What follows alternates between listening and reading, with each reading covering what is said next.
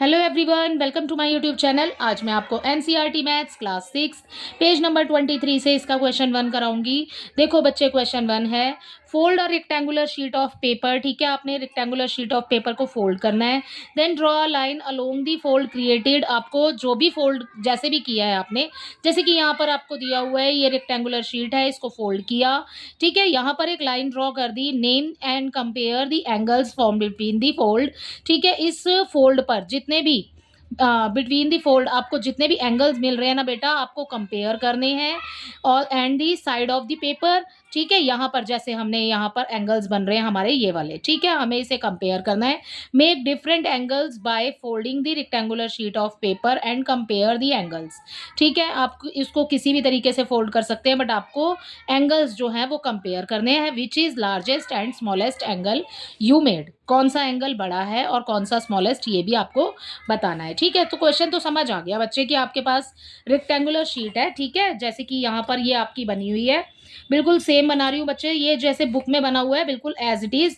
ठीक है, अब यहाँ पर एक लगाया आपने फोल्ड, सो बन गया इस तरीके से।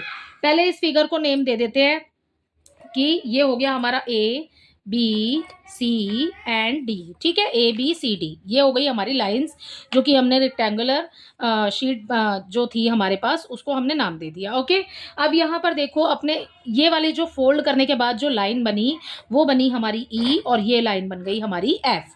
ठीक है, अब आप अपने एंगल्स बना लो बेटा, कर्व लगा लो यहाँ पर। जैसे कि ये हो गया हमारा फर्स्ट कर्व, ये वाला हो गया हमारा सेकेंड कर्व, ये हो गया हमारा थर्ड कर्व, और ये हो गया हमारा फोर्थ कर्व। ठीक है, सो अब आपने कंपेयर करना है। अब आप एंगल्स देख लो कौन कौन से बन रहे हैं, एंगल्स के नेम लिख लेंगे। सबसे पहले देखो, पहले वाले में हमारा बन रहा है ए ई एफ। ठीक है, ये वाला एंगल ए ई एफ, तो हम यहाँ लिख लेंगे एंगल ए ई एफ। अगला एंगल क्या बन रहा है हमारा, सेकंड वाला बी ई एफ, एंगल बन रहा है हमारा बी ई एफ। ठीक है, नेक्स्ट वाला एंगल क्या बन रहा है बच्चे, अब हमने ऊपर वाले दोनों लाइन से बना लिया है। नेक्स्ट देखिए डी एफ ई बन रहा है एक हमारा।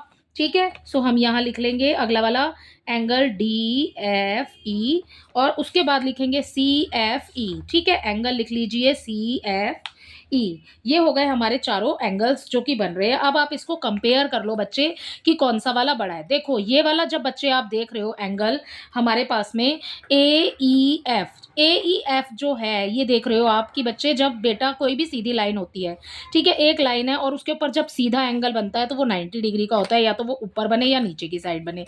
सो ये एंगल होते हैं हमारे 90 डिग्री के। ठीक है, अब आप इसमें ये देखो कि ये वाला जो एंगल आपका बन रहा है ये सीधी लाइन से बाहर है। ठीक है, सो जो 90 डिग्री से बाहर की साइड बनेगा वो होते हैं हमारे ऑब्ट्यूज एंगल। ठीक है, ऑब्ट्यूज एंगल ग्रेटर होते हैं 90 डिग्री से। ठीक है, 90 डिग्री से बड़े होते हैं। सो आप देखोगे कि ये वाला जो एंगल है ए ई एफ, ये बड़ा होगा। ठीक है, और हमारा कौन सा एंगल बड़ा होगा, आप देखो डी एफ ई, ये हो है हमारा, ये वाला जो एंगल बन रहा है हमारा बच्चे, ये बन रहा है बेटा हमारा कैसे, इस तरीके से बन रहा है। ठीक है, सो ये हमारा बनेगा एक्यूट एंगल। भाई ये तो सीधी लाइन है ना, सीधी लाइन के अगर अंदर कोई एंगल बन रहा है तो वो 90 डिग्री से कम है।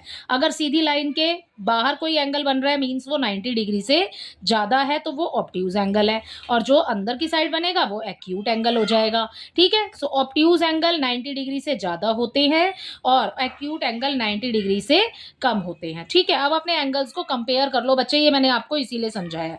देखो हमारा पहला एंगल है ए ई एफ, तो ये हमारी सीधी लाइन है, सीधी लाइन से अगर बाहर की साइड बन रहा है तो ऑब्ट्यूज एंगल है। बिल्कुल सिंपल सी आपने पहचान बनानी है। ठीक है, अगर हमारा सीधी लाइन से एंगल बाहर की साइड बन रहा है मीन्स वो ऑब्ट्यूज एंगल है। So angle A E F हो गया हमारा ग्रेटर। ठीक है, सो मैंने यहाँ पर राइट का टिक लगा दिया है अभी, बट हम लिखेंगे अभी इसको नीचे। ठीक है, अगला देखिए, अपना अगला एंगल बन रहा है बेटा हमारा बी ई एफ। अब आप देख रहे हो कि सीधी लाइन होती तो अगर ऐसे होता, ठीक है, सीधी लाइन होती तो ऐसे होती। अब ये किसके, उसके अंदर बन रहा है मीन्स 90 डिग्री से कम है, यानी कि एक्यूट एंगल है। एक्यूट एंगल है तो बेटा ये तो हो गया हमारा स्मॉलेस्ट। ठीक है, तो ये हो गया हमारा स्मॉलर और ये हो गया हमारा ग्रेटर। ठीक है, अगला देखिए, अगला हमारा बन रहा है डी एफ ई। ये भी अगर हमारी लाइन होती सीधी तो ऐसे बनती बच्चे। ठीक है, अगर सीधी लाइन के अंदर बन रहा है तो एक्यूट एंगल है मीन्स 90 डिग्री से कम है। ठीक है, तो 90 डिग्री से कम डी ई एफ हो गया हमारा स्मॉलर। ठीक है, और BEF भी हो जाएगा हमारा स्मॉलर, और हमारा ग्रेटर क्या होगा CFE। देखो CFE अगर सीधी लाइन होती तो ऐसे होता, सीधी लाइन 90 डिग्री से बाहर की साइड बन रहा है, मतलब बड़ा बन रहा है। ठीक है, तो ये हो गया हमारा ऑब्ट्यूज एंगल। सो AEF और CFE ये हमारे एंगल्स हो जाएंगे बड़े। आपसे इस क्वेश्चन में पूछा है, आपको कंपेयर करना है which is largest and smallest. तो हमारे लार्जेस्ट हो गए ये वाले दोनों, स्मॉलेस्ट हो जाएंगे ये वाले दोनों। तो आपने यहाँ पर लिखना है, ठीक है, angle AEF and angle CFE is are आएगा बच्चे, आर दी लार्जर, ठीक है, are the larger and angle हो गया हमारा BEF एंड एंगल DFE ये हो जाएगा हमारा आर दी स्मॉलर। ठीक है, यही आपसे क्वेश्चन में पूछा था कि आपको बताना है, पेपर को फोल्ड करके आपको एंगल्स बनाने हैं। एंगल्स बना दिए हमने और उसके बाद में बता दिया हमने कि लार्जेस्ट कौन सा है हमारा और स्मॉलेस्ट कौन सा है। ठीक है, सो इसी के साथ आपका क्वेश्चन नंबर 1 कंप्लीट हो जाता है बच्चे। इसके साथ ही देखते हैं अपना question number 2। Question number 2 is in each case determine which angle is greater and why. ठीक है, आपको यहाँ पर फिगर जो दिया हुआ है बच्चे, ये वाला फिगर यूज करना है। इसको आपको 3 पार्ट में दिया हुआ है। एंगल AOB, देखो फिगर में समझ लो सबसे पहले, एंगल AOB यानी कि पूरा एंगल, ठीक है, जो बना हुआ है, और एंगल XOY ये क्वेश्चन है। In each case determine which angle is greater and why. आपको बताना है कि कौन सा एंगल ग्रेटर है और क्यों ग्रेटर है, ये रीजन भी देना है आपने। ठीक है, सो हमने सबसे पहले अपने फर्स्ट पार्ट में एंगल AOB देखा। AOB बन रहा है आपका ऐसे, और एंगल है नेक्स्ट वाला आपका XOY। अब देखो बच्चे, इस वाले फिगर में जब हम सॉल्यूशन 2 स्टार्ट करें बेटा, ठीक है, 1 कंप्लीट हो गया यहाँ पर। नेक्स्ट देखो, अब इसको समझते हैं। देखो हमें यहाँ पर फिगर दिया हुआ है ये वाला इस तरीके से, ठीक है, ये थोड़ी सी लाइन इस तरीके से है। ये हो गया हमारा AO, ये हो गया हमारा B, और आगे जब जाएंगे तो यहाँ पर पॉइंट बन जाएगा हमारा C इसी वाली रे पर। ठीक है, अब देखो AOB तो बना हुआ है ऐसे। अब आपसे बोला XOY, ये भी इस तरीके से बना हुआ है। ठीक है, तो देखो ये हो गया हमारा X और ये वाला पॉइंट हो गया हमारा Y, राइट। इस तरीके से कुछ आपका फिगर बना हुआ है इसमें। अब देखो AOB तो पूरा है, ठीक है, XOY क्या है, XOY इस AOB के अंदर ही तो बना हुआ है। तो AOY जो XOY है ये AOB का पार्ट हो गया, ठीक है, क्योंकि ये AOB के अंदर बना हुआ है। ठीक है, सो हम यहाँ पर अपने आंसर में लिख देंगे, इसके सेकेंड पार्ट में यहाँ पर हम लिखेंगे angle AOB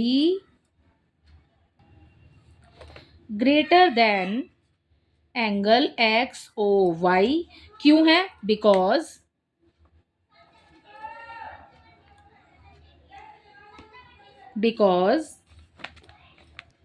angle XOY is a part of angle AOB। XOY जो है वो पार्ट है AOB का। ठीक है, सो ये हो गया हमारे फर्स्ट वाले का answer.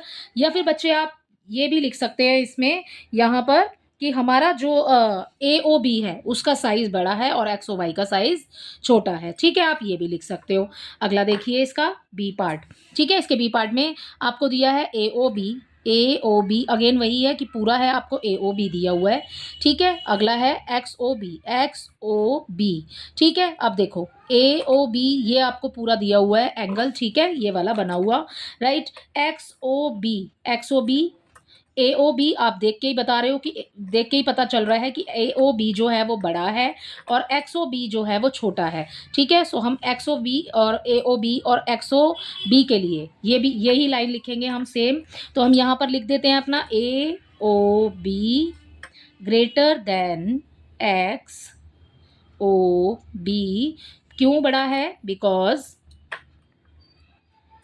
Because angle XOB is a part of angle AOB। XOB जो है वो AOB का पार्ट है। ठीक है, सो इसी के साथ आपका B भी कंप्लीट होता है, दोनों का आंसर सेम है। ठीक है, बस आपको समझने की ज़रूरत है बच्चे, आपने लिखना वैसे ही है जैसे दिया हुआ है। ओके, नेक्स्ट देखिए C part X O B, ठीक है, समझ लेते हैं पहले एक्स ओ बी यहां पर फिगर में, ठीक है। अगला है एक्स ओ सी, एक्स ओ सी, ठीक है। आप देखो कि बी और सी जो पॉइंट है वो एक ही रे पर बने हुए हैं, बी और सी पॉइंट सेम रे पर बने हुए हैं, ठीक है। सो एक्स ओ बी और एक्स ओ सी दोनों ही बेटा इक्वल हो जाएंगे क्योंकि सेम रे पर बने हुए हैं। सो हम अपना आंसर में रीजन जो देंगे ना वो भी हम यही लिखेंगे, ठीक है। सो हम यहां लिख देते हैं angle X O B equal to angle XOC because both the angles are formed with the same ray, ठीक है। सो ये हो जाएगा आपके इस वाले क्वेश्चन का आंसर।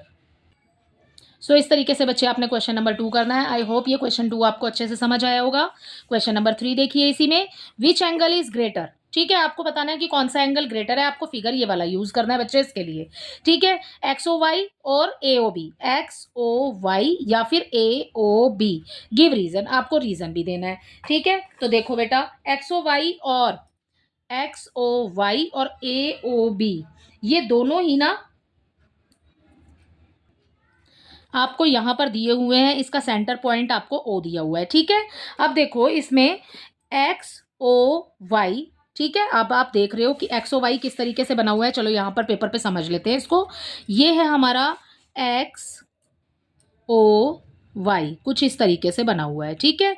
ये हो गया हमारा पॉइंट एक्स, ये हो गया हमारा ओ और ये हो गया हमारा पॉइंट वाई, ठीक है। अगला देखिए ए ओ बी आपको बोला है, इस तरीके से बना हुआ है ए ओ बी। सो ये हो गया हमारा ए और ये हमारा पॉइंट हो गया बी और ओ तो हमें सेंटर पॉइंट दिया हुआ है, ठीक है, स्टार्टिंग पॉइंट जो भी है हमारा, ठीक है। अगला देखो आगे देखिए इसको, बच्चे जब हम इसको कंपेयर करेंगे बेटा तो ये वाला जो आप देख रहे हो, ठीक है, ये 90 डिग्री से ज़्यादा है, ठीक है। और ये वाला जो आप देख रहे हो ये बना है बेटा 90 डिग्री से अंदर की साइड बना है। मैंने आपको ऊपर भी आपको फर्स्ट क्वेश्चन में यही बात समझाई है। अगर आपका 90 डिग्री से बाहर की तरफ एंगल बन रहा है या लाइन बन रही है तो मीन्स वो 90 डिग्री से ज़्यादा है, इट मीन्स कि वो ऑब्ट्यूज एंगल है, ठीक है।